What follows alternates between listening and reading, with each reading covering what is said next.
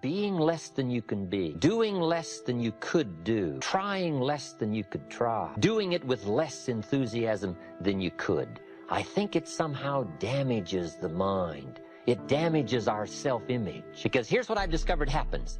The minute you turn this around and start extending yourself, it isn't the value you get from extending yourself that's the greatest value. It's how you feel about yourself that's the greatest value. Because see, it's not what we get that makes us valuable. It's what we become. And part of becoming is to see what all you can become. See what all you can do. See how much you can earn, how much you can share, how much you can start, how far you can reach, how far you can extend your influence. Now, that kind of commitment to philosophical thinking about attitude and about activity, we call this the potential for life change. The 5 major pieces to the life puzzle, we've covered 3 of them. Number 1 is philosophy, number 2 is attitude, number 3 is activity, number 4, I'm sure you're ahead of me, results. Results is the name of the game. The quest of life is to see, 1, what we can become, 2, what we can accomplish. What we can become and what we can accomplish. The key to life is to become skillful enough to do rewarding things with our life. Influence, productivity, activity, results, economic, social, personal, spiritual. But results is the name of the game. It's the reason for the season is in the fall to see what has come from the miracle of your hand and the seed and the soil and the seasons and the rain, the changes, to cope with it all and to see what you can make out of what's available. One of the most interesting ancient stories said, a master had 3 servants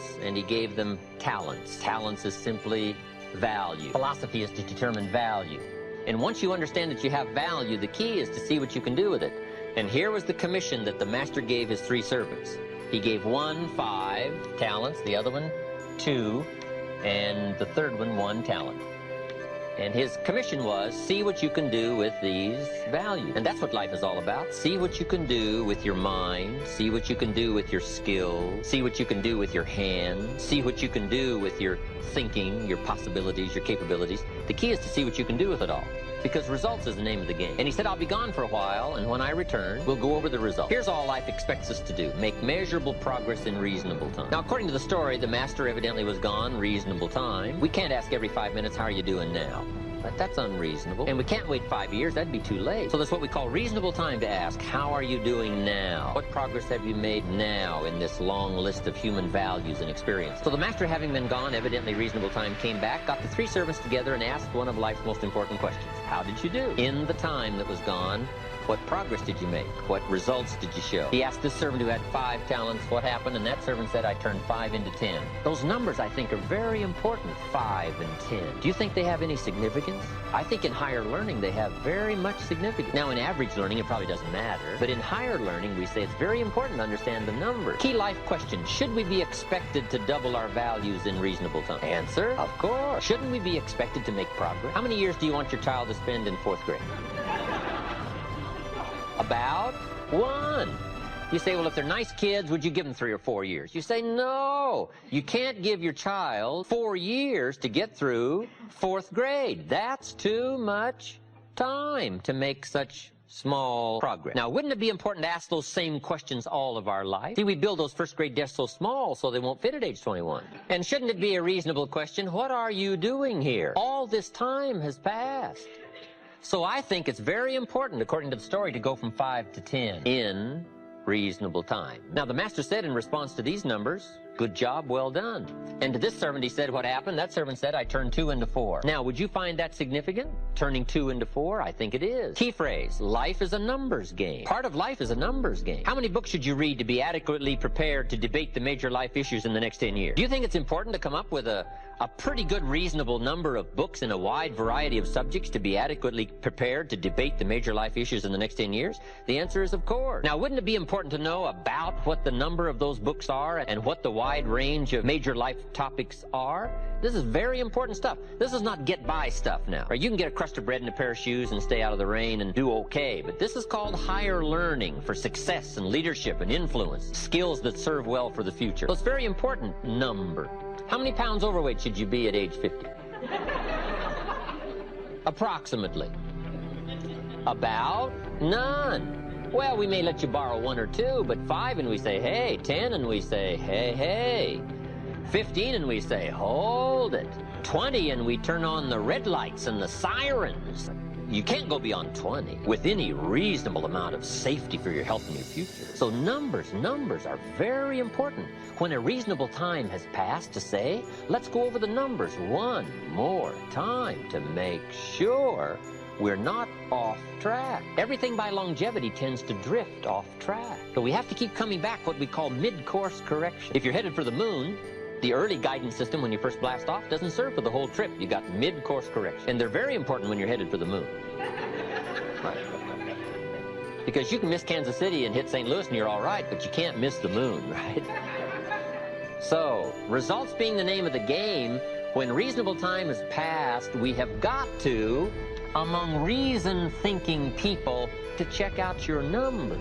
Okay. And whatever these numbers may represent in skills or learning or capacity or equity of mind, 5 to 10, 2 to 4. The master said to this servant, I gave you 1 talent.